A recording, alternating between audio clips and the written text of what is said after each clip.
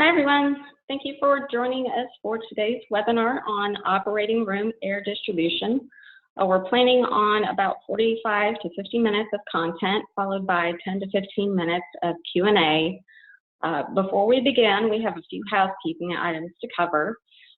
So if you mouse over the bottom part of the screen, there's a Q&A icon. Feel free to ask your questions in that area. Anytime during the presentation, we will go ahead and answer them at the end. There is also a chat window where you can ask questions or talk directly to us. So once we begin, if you happen to have any audio or video issues, this is where you would want to communicate them to us.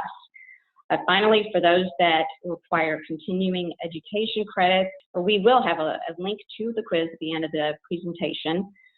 We will share that in the chat window and email it out to those that have requested credit in the registration form. Once all has been verified and approved, we will email you your certificate. So with that, I'd like to go ahead and turn it over to Neil Holden, our Specialty Product Manager. Neil, take it away. Thanks, Lily. Good day, everybody. I'm Neil Holden. I'm the Specialty Product Manager at Kruger, and today we're going to be discussing operating room air distribution. So let's just jump right into it. Our agenda for today is we're going to go over some basic goals for operating room air distribution, discuss key design considerations for operating room air distribution, as well as air distribution design standards for the operating room as serviced by FGI and ASHRAE 170. Then we will discuss operating room air distribution design using non-aspirating laminar flow diffusers, as well as with an air curtain. Then we'll wrap everything up with a quick summary before finishing off with some OR room design examples. So the general guidelines for our general goals for operating room air distribution are, number one, first and foremost, we want to provide patient safety. We want to reduce the risk of surgical site infection. To do this, we have to create an envelope of clean air around the staff and the patient. Now, the patient is the obvious target, but the staff standing around the operating room table, they also need coverage. Our devices in the space need to be able to control the velocity and temperature of air at the patient, and we need to exhaust and reduce risk of particulates to re-enter the surgical space. Surgical site infection prevention is a high priority goal for healthcare organizations. As you can see from these two quotes, according to data from the AHRQ, more than 10 million patients undergo surgical procedures as inpatients each year. Surgical site infections occur in 2% to 4% of all patients undergoing inpatient surgical procedures. So if we do the math real quick, out of 10 million patients, that means we're having about 200,000 to 400,000 patients affected by surgical site infection. And then approximately 3% of those affected patients who contract an SSI will die as a consequence. So that's over 6,000 deaths per year due to SSI. So you can see why SSIs are extreme high priority to reduce for healthcare organizations. Another fact is that SSIs also increase the cost of care for the hospital. They calculated this cost, it could be as approximately $30,000 in additional index stay cost per harm. So hospitals have multiple reasons, to reduce surgical site infections, mainly for the comfort and well-being of the patient, but also because it increased their operating costs. So let's discuss some design considerations. Some of the key considerations for HVAC air distribution systems they're required to play many different roles and unique roles in critical environment spaces. Operating rooms are obviously critical spaces. We want to make sure we have clean air and a clean environment. Pressure control varies by space type as well. For example, OR rooms generally require positive pressure, while labs generally require negative pressure.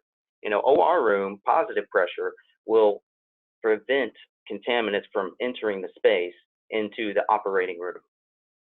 Because we do have occupants in the space, we do need to get some supply air ventilation into the space as well. The standard also identifies filtration requirements for contaminant removal. And these are indoor spaces, so temperature and humidity control will be important as well. Finally, air devices selected for an operating room should be suitable for withstanding regular cleanings and wipe downs. We want to make sure the diffusers are accessible and cleanable, providing access to the plenum as needed for regular cleaning. Airborne contamination control is the number one concern for these spaces. We do have to be aware of some sources of contaminants. It could be coming from the ventilation. We have a combination of outdoor air and return airs flowing through an air handler, various coils, and ductwork before it enters the space through the diffusers. Potentially, the air could pick up some contaminants along the way before it enters the space. Pressurization is key in preventing contaminants from entering the space. Positive pressure prevents airborne contaminants from flowing underneath doors or through small openings, infiltrating the space and adding to the airborne contaminants. The number one source for airborne contaminants in the space is actually from the patient and the surgical team itself, or the occupants of that space. The skin cells that come off the human body are the number one source of particles as well as pathogens in the OR space. So now let's jump into some of the standards. There were actually very few hospitals built during the periods between the two world wars, resulting in a severe shortage after World War II. The Hill-Burton Act of 1946 granted federal funds for hospital construction. This was accompanied with general standards for hospital construction and equipment, giving the U.S. a federal standard. This standard was maintained by the Public Health Services Committee, which eventually transitioned to the American Institute of Architects, or AIA, which took over and published the standard from 1987 to 1998. In 1998, the standard was turned over to the Federal Guidelines Institute, FGI, which published 2002 and 2006 editions under the AIA name. Finally, in 2010, they published the first standard under the FGI name. In 2014, they split the standard into two standards, one for hospitals and outpatient care, while the other standard was for residential care. And then in 2019, they split it into an additional standard for a total of three: hospital care, outpatient care, and residential care. Now, having said all that, luckily, FGI incorporated ASHRAE 170 standard in 2010. So ASHRAE 170 is now the one standard that the industry has rallied around. ASHRAE 170 was first published in 2008. The current edition is ASHRAE 170-2017. Since ASHRAE has been incorporated into the FGI guidelines, it really is the one standard that you need to be most familiar with. The FGI just mirrors the ASHRAE 170 standard. The ASHRAE 170 is due for the next publication to be later this year. So if that were to come out later this year, the most recent standard would then go to 170-2019.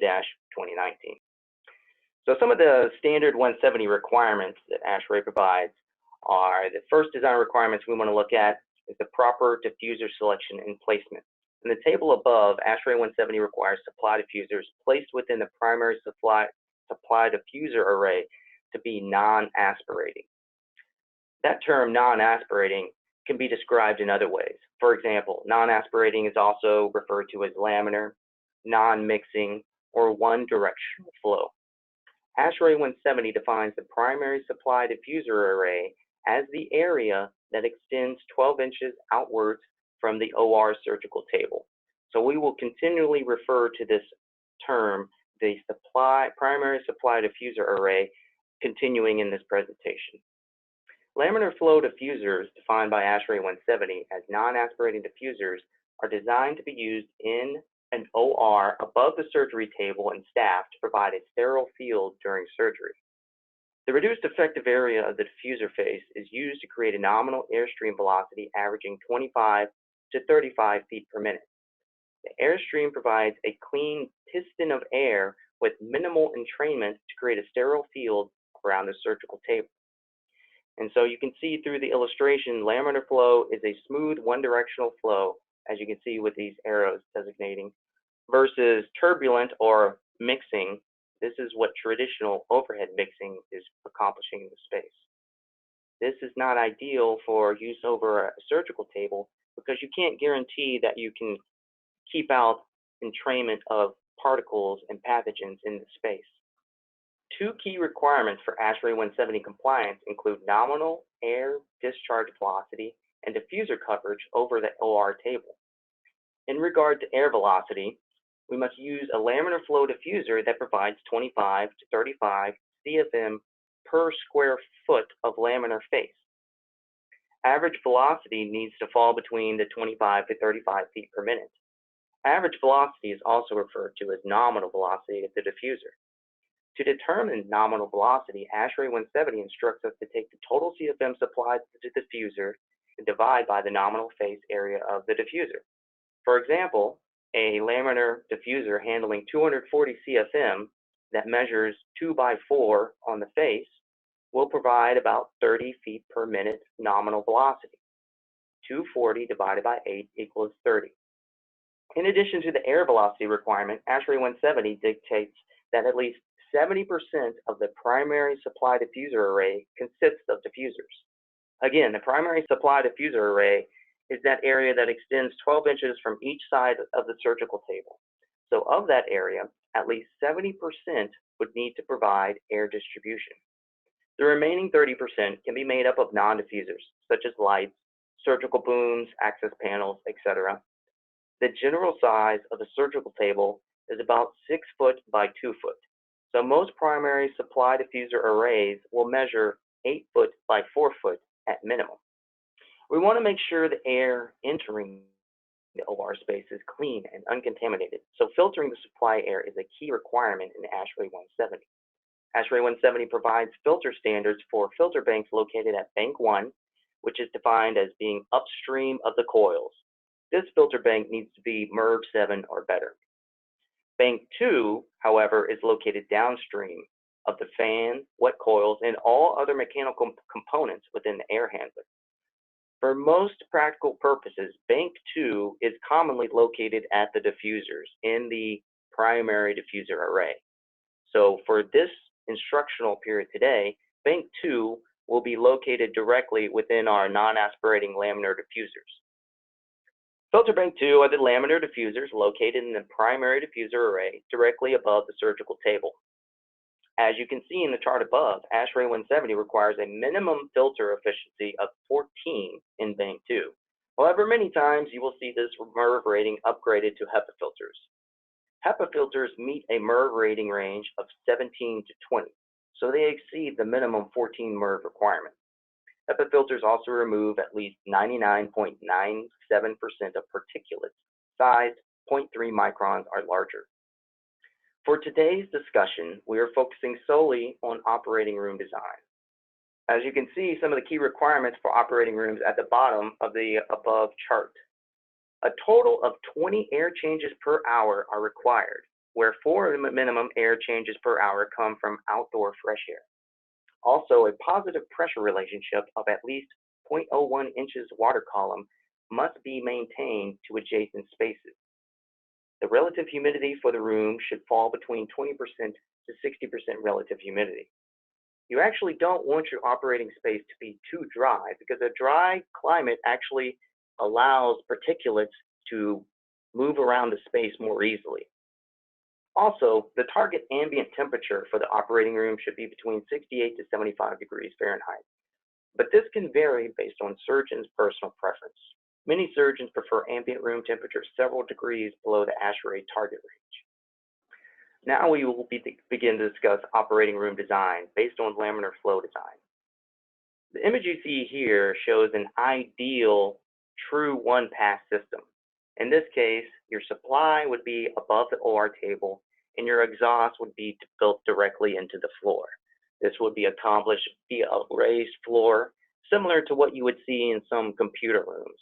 However, this is not conducive in the operating space due to the strict cleaning regimen the space is subjected to. Having a raised floor would just be a breeding ground for too many pathogens and really make it difficult to eliminate this, one of the key sources of contaminants in the space. So in reality, what we really see is this illustration shown here. We see the supply above the OR space, and the exhaust is located at low sidewall grills. And so in this image, we can see the return grills located on this back wall behind the equipment. And we have laminar flow diffusers that are located above the OR table, blowing straight down, providing a curtain coverage around the patient and also any staff that's standing directly next to the table. Here we see a top-down plan view of a typical operating room that has the surgical table designated And then we are extending the primary diffuser array 12 inches to each side of the table. And you can see that 12-inch extension in the shaded blue area. ASHRAE defines the area that extends 12 inches for each side of the surgical table as the primary diffuser array. Typical tables measure about 2 foot by 6 foot. So in this case, 70% of this blue area in the ceiling would need to consist of laminar flow diffusers. So if we take that a step further, here we are actually placing our laminar flow diffusers, which are 2 by 4 diffusers in this case, and we have mapped out 70% coverage as indicated by the 3 2 by 4 laminar flow diffusers. This maximizes coverage over the patient, will provide 25 to 35 CFM per square foot of laminar diffuser. So if we do the quick math on that, basically we have 3 2 by 4s, so that's 8 square feet each, so we have 24 square feet. So we have 24 square foot of diffuser at 30 CFM per square foot. That provides a total of 720 CFM through those 3 laminar diffusers. However, we have more room air that we have to make up to achieve the 20 air changes required for the space. So we're going to have to add some additional laminar flow diffusers.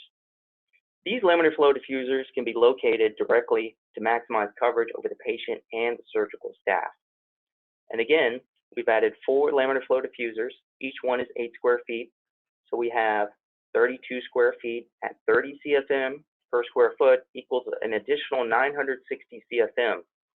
So our total CFM for the space through the laminars now is 1680. So the goal of the laminar diffuser is to create a clean air envelope. So this envelope is designated as this light blue shading covering the OR table in the image above. The OR table is designated with the dashed lines, and then we take this dashed line, extend outwards by 12 inches on all 4 sides, and that will provide the area that we need to provide laminar coverage. The goal of the laminar diffuser is to provide a discharge supply with a velocity ranging from 25 to 35 feet per minute at the table. This reduces risk of particulate reentry by creating a smooth piston of air that surrounds the patient and the staff, eliminating and restricting the entrainment of airborne particulates from coming into that clean piston of air. Return grills should be located near the floor, approximately 8 inches above the floor, with a minimum of 2 grills in each room. ASHRAE 170 tells us that we have to have a minimum of 2 low-level exhaust grills. 4 is preferable, but to be ASHRAE compliant, you only need 2. The return grill should be mounted 8 inches above the floor, in the center of a wall, or in the corner of the room. You should size the exhaust grills to handle 500 feet per minute in return. And that's a general recommendation for sizing the return grills. Now, one of the problems with handling the primary diffuser array with just pure laminars over the OR table is something that we're going to discuss next and was highlighted in an ASHRAE research project 1397. So some of the challenges for an all-laminar flow design include airfield collapse. And that's what we're seeing in this illustration above. So this is a CFD computer analysis that simulates the characteristics of a laminar discharge pattern in an OR type room. And what they found is that the laminar piston of air kind of collapses on itself, highlighted by those orange arrows. And this occurs at a relatively low delta T for the space. So here we have the field collapsing at a delta T of 3.6 Fahrenheit. So that just means that the air coming out of the laminars is about 3.6 degrees cooler than the room air, which isn't a large delta T. So the fact that this coalescence or collapse occurs at low delta T's is a concern.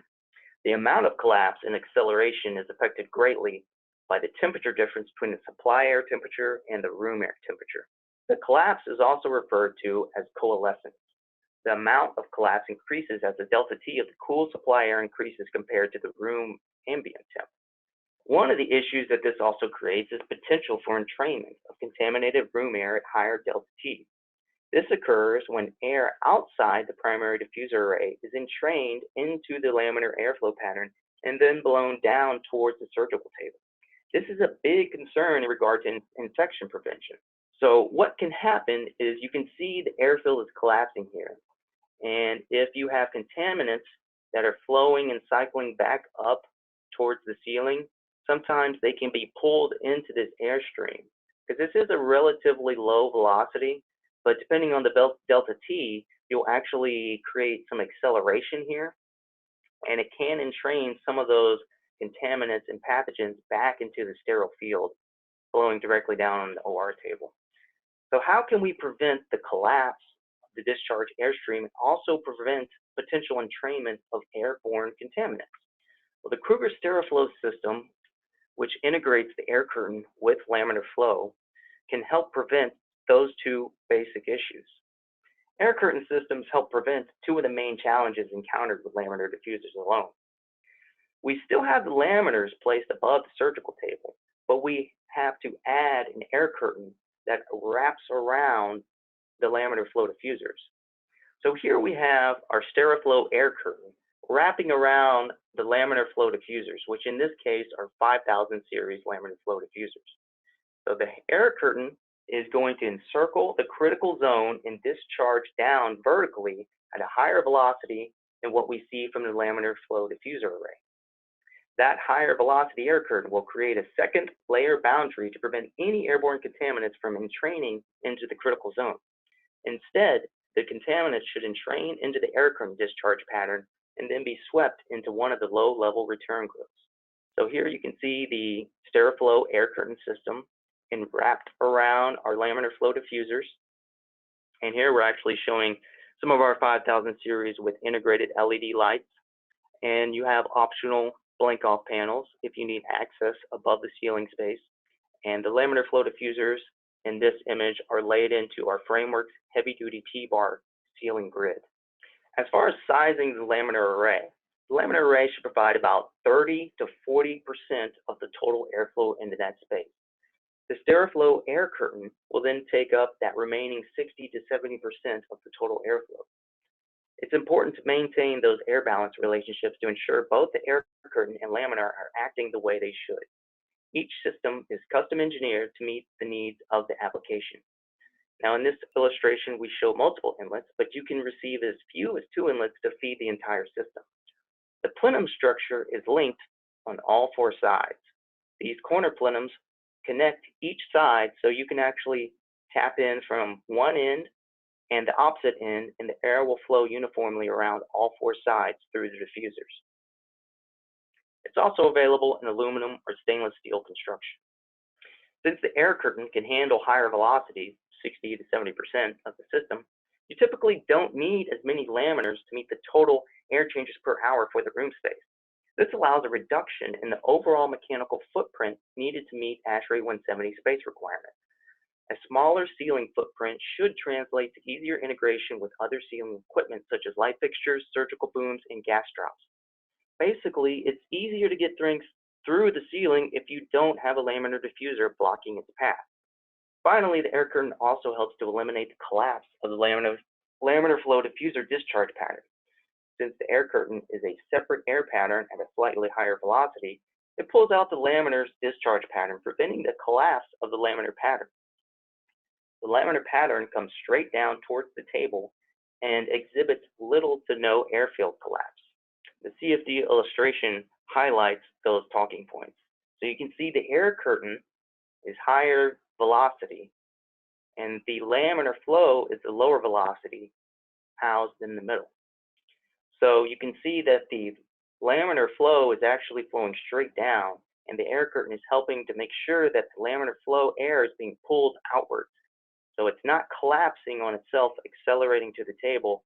It's being smoothly pulled out and maintaining its smooth, uniform airspeed all the way down to the table. So we're making sure that we're getting that target 25 to 35 feet per minute velocity at the table.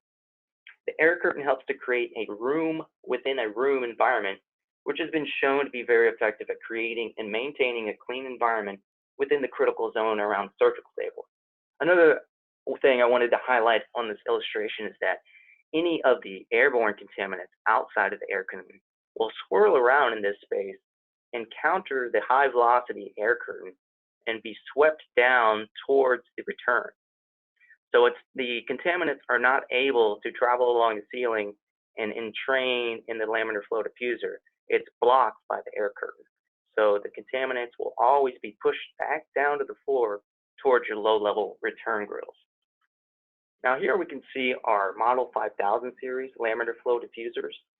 These are the ideal product to use for laminar flow discharge over an OR table. Now the 5000 series is available in aluminum or stainless steel construction. You can lay it in or surface mount it. So we've been focusing on kind of lay-in, but you can also surface mount these if you're working with a hard ceiling. It does include quick open fasteners and hanger tabs. The quarter turn fasteners are key for easy access for maintaining and cleaning in the OR space. It's also how you would access the HEPA filter housed in the unit for removing the HEPA filter and replacing it. Safety wires are included for each perforated face. So if the quarter turn fasteners come loose for whatever reason, the face will never drop down to the floor. It is attached to the plenum body using safety wires. You can house HEPA filters or OPAL filters inside the 5000, and optional integral LED lights are available. And in the illustration, you can see the LED light strips. And these are becoming more prevalent as OR room sizes increase. With larger rooms, you require more air changes. So 20 air changes in a larger room is going to require more air. So you begin to encounter issues where you may not have enough real estate in the ceiling to house all your light fixtures and air distribution and meet the 20 air change required by ASHRAE 170. So if you integrate some of those light fixtures directly into the diffusers, it should be easier when it comes to adhering to the ASHRAE standards and providing enough air changes per hour. Now, the framework's ceiling grid system provides a lay-in frame for laminar arrays, perimeter air curtains, surgical booms, access panels, and blank-off panels. It comes in fully customizable welded subsections. Basically, these are designed for each job. We start with a plan drawing of a surgical OR room, and we design the framework's grid based on the diffusers that are going to be placed in the space, the light fixtures, and any other structures that they might be encountering in the ceiling. So it is a fully customizable product. It's built into welded modular subsections to allow for easy installation in the field. There are 1.5-inch wide tees. They come with 8-inch thick gasket material provided for field installation. Blank-off panels are available, and they come in flat sheet metal, solid sheet metal, or perforated sheet metal with solid sheet metal on the back. So the perforated sheet metal is just an aesthetic option. It's not a true perf. You can't flow between the perf up into the plenum space. You always want your OR ceiling to be sealed. Here we have cross sections of the framework ceiling grid, and you'll see on the left is a full beam section, and on the right is really what makes framework's grid ceiling so unique and easy to install in the field. When you have multiple welded modular subsections that butt up to each other, they have a lock-align feature that allows the modules to basically snap together and create the look of a single full beam sectional. And now in the video, we'll show an example of how all these systems that we've been discussing can tie together for an OR room design.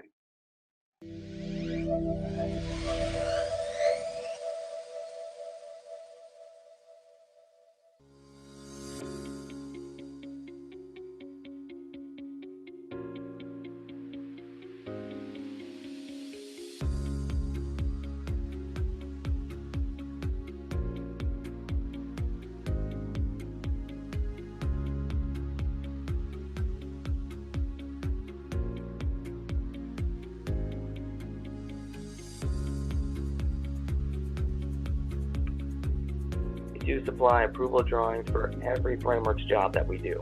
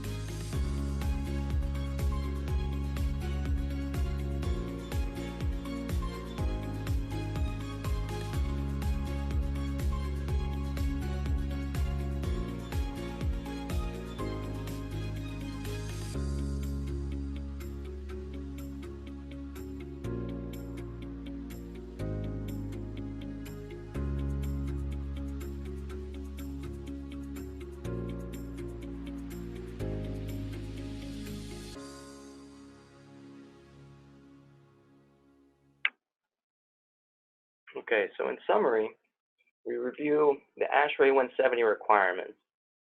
Diffuser coverage must extend 12 inches beyond the surgical table. This is defined as the critical zone, also the primary laminar supply array.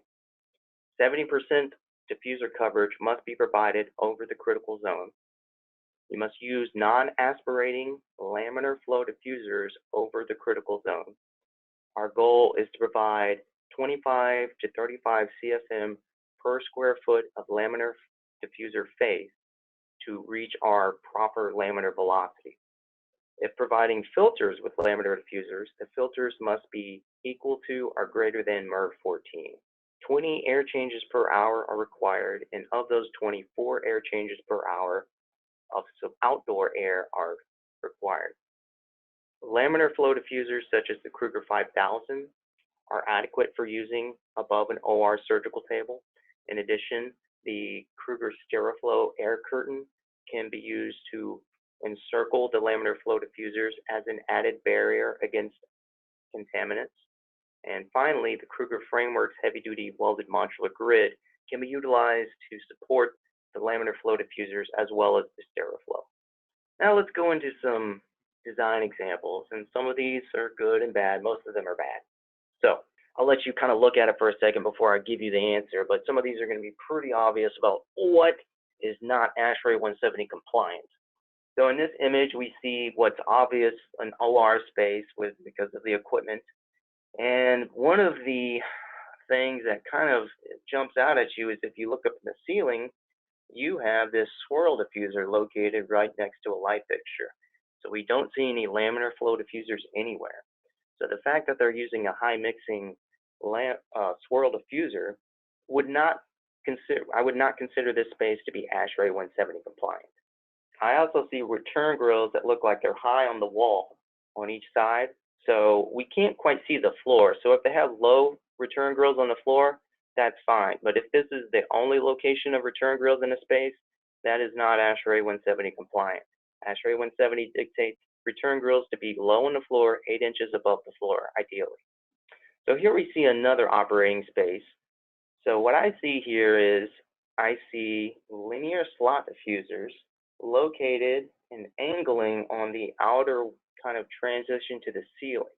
So these are linear slot diffusers, much like we provide in our GRD products. However, they are high mixing, and the way they're angled, it looks like they're discharging directly into the critical zone. And looking up at the ceiling, I do not see any laminar flow diffuser. So according to ASHRAE 170, this would not be compliant. So here we see another operating room space. And right away, we see up at the ceiling what looks to be, because we have a piping coming out of the wall, which is, this must be either VRF or some kind of fan coil. Either way, it's not ASHRAE 170 compliant. It's not a laminar flow diffuser. And, you know, honestly, anything that's involving the exchange of humidity and possible condensation sources within an operating space, that's going to be a potential source of pathogens. Okay, so now we're getting in some better examples. So here we see operating room space that has laminar flow, that has over adequate coverage for the actual table space. So we can see the laminar flow diffusers, they extend well beyond that 1 inch required by ASHRAE 170. And we see low mounted return grills. Now these look like they might be a little lower than 8 inches, but it's pretty good. The only thing I see are potentially just the level of the low return grills. ASHRAE doesn't want them to be too low because then you're just inviting, you know, easier pathway for the heavier contaminants, which would typically fall to the floor, to possibly be passed into the return grill. So that's why they recommend the 8 inch offset from the floor level. So here we see another good example, and this is also ASHRAE 170 compliant. We can see our laminar flow diffusers are located in the primary diffuser array directly above the operating room table. They've mounted a boom right in the middle. So you can kind of see why ASHRAE dictates 70% coverage for laminars and then leaves 30% for everything else, because you have penetrations of surgical booms that make it impossible to mount a laminar diffuser there. And here we see a return grill on the wall. It's kind of obstructed by the OR table, but generally this is a good layout. And finally, we finish off with a perfect layout, which is, of course, includes all the Kruger 5000 laminar diffusers, the sterile flow, and the Kruger Frameworks heavy-duty sealing grid. And we have our return grills mounted 8 inches above the floor in multiple locations. We have actually 4, but the 4th wall is hidden in this view. And we have our laminar diffuser array providing adequate coverage over the table. We've integrated the lights directly into the laminars, so we have full laminar coverage except for the 2 blank-off panels that must be located for the penetration of the surgical booms. So these surgical booms, they're not structurally supported by the framework grid or the blank-off panel. The blank-off panel just provides a penetration point for the surgical boom to enter the space. The surgical boom, that will be structurally attached to the slab or some kind of ceiling structure above. So now we're going to open up the floor for any questions that anybody might have, and I'm going to use Lily to help me out with that. Yes, just as a reminder, to ask a question, just mouse over the bottom of the screen, and there you'll find the Q&A box. Just bring that up and ask your questions there. Neil, unfortunately on my side, I'm having some technical difficulties. I can't quite get to the controls here. So if you too want to bring up that Q&A in the chat and help read off those questions and help answer them, that would be appreciated. You got it. Okay, so we have a question. Is the 25 to 35 feet per minute at the face, not the table? It's actually just at the table. There will be slightly higher velocity at the face of the laminar flow diffuser.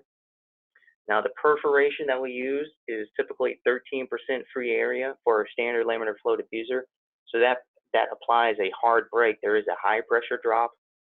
So laminar flow diffusers can't handle a large amount of air because they're intended to basically slow it down as quickly as possible.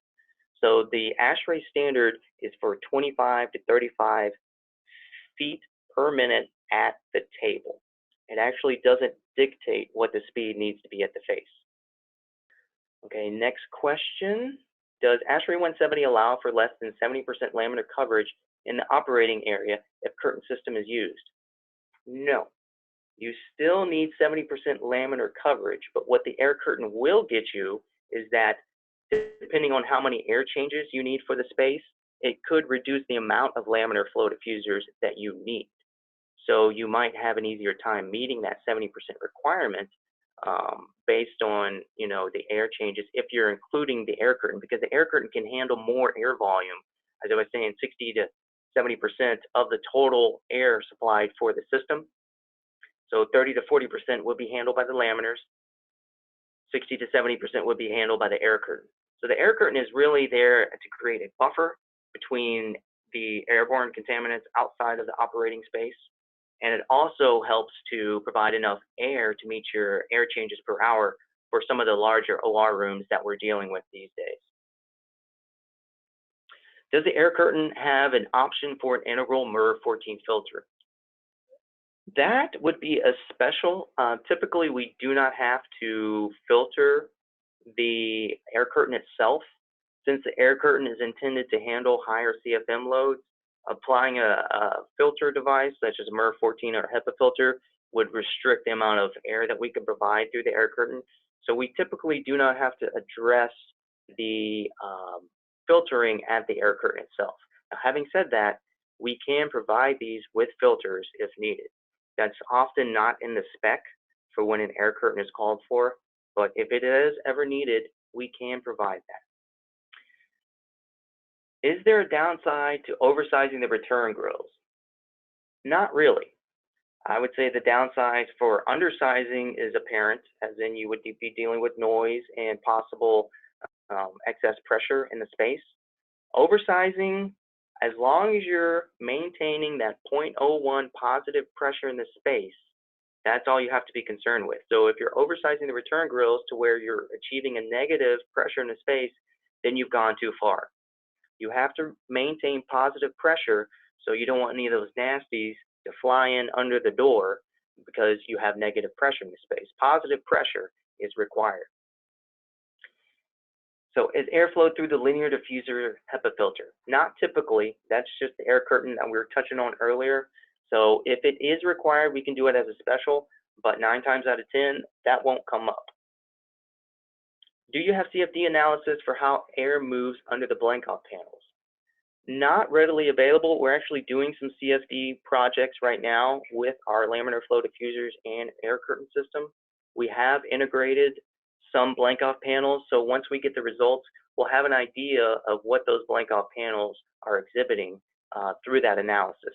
But that is currently underway, and unfortunately, CFD takes a lot of resources and a lot of time that we're currently sharing with some other projects. So we will be getting to it, and we should have something delivered by the middle of June. So we will be coming back to that. So Mark, I'll hopefully have some follow-up with you later. Does Kruger offer the air curtain separately for standalone applications? Yes, we can provide the air curtain for standalone application. It is a standalone system, so when you're pricing and looking at the SteriFlow, it is just the air curtain portion. It does not include the laminars, it does not include the grid. The 5000 provide the laminars, the frameworks provides the grid, and the SteriFlow provides the air curtain. Now, it's typically sold in a 4-sided configuration, but we can make single-sided, almost like a laminar, almost like a linear diffuser. I know some competitors provide that, so if that ever comes up, yes, we could do a 1-sided SteriFlow if you wanted to, or a 2-sided, or a 3-sided. So we see some ORs that actually have breaks in the air curtains. They have structure, or they have rails that something's going to be rolling back and forth. So sometimes you will see fewer than 4 sides on the air curtain, and we can accommodate those. We just cap off the plenum as needed, and those are custom designed as needed. So if you encounter those on a job, just reach out to us and we'll work through it. Is a factory startup required from Kruger, i.e. will Kruger send somebody out for balancing the system? Typically, this is not required. For these type of systems, a lot of balancers have a lot of experience setting up and balancing these types of systems. If you are looking for field support for balancing, we can definitely provide it. But as far as visiting the field, that's typically not required. What is the difference between HEPA and ULPA filters? So HEPA is an acronym for high efficiency, and ULPA is for ultra low. So ULPA is a next step up from a HEPA filter. So an ULPA would filter out 99.997% of particulates size at 0.3 or larger, where a HEPA filter filters out 99.97. So an ULPA is just the next level of filtration up from HEPA. HEPA is kind of the industry standard, and so you won't see ULPA called unless somebody is attempting to go beyond industry standard.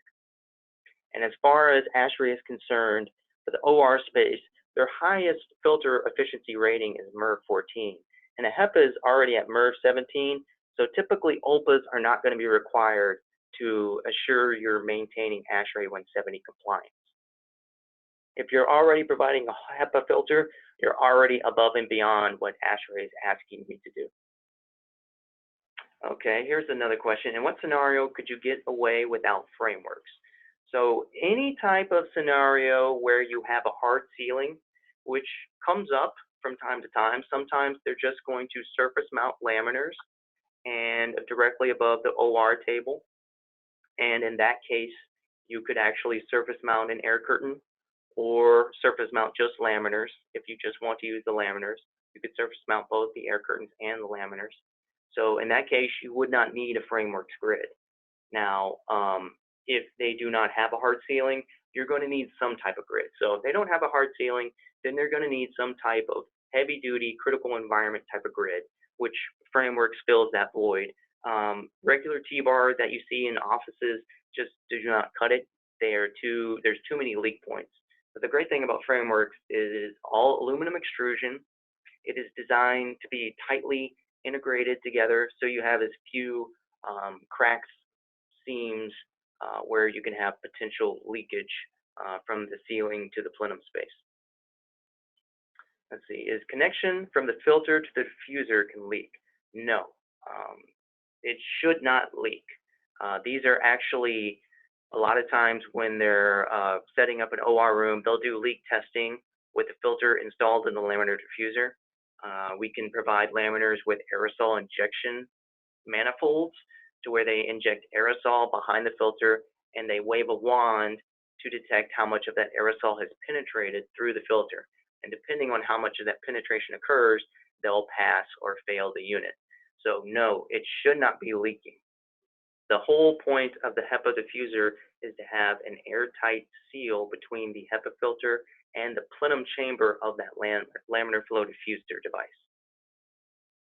Does the air curtain have individual balancing dampers for each diffuser to equalize airflow? Actually, we mount dampers in the inlets. So each inlet location can have a damper, but the actual diffuser itself does not really have an effective means to make manipulation to airflow. So the balancing is going to occur at the inlet location using an opposed blade damper. And I think that completes all open questions for now.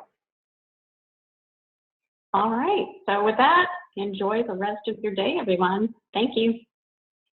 Thanks very much, everybody.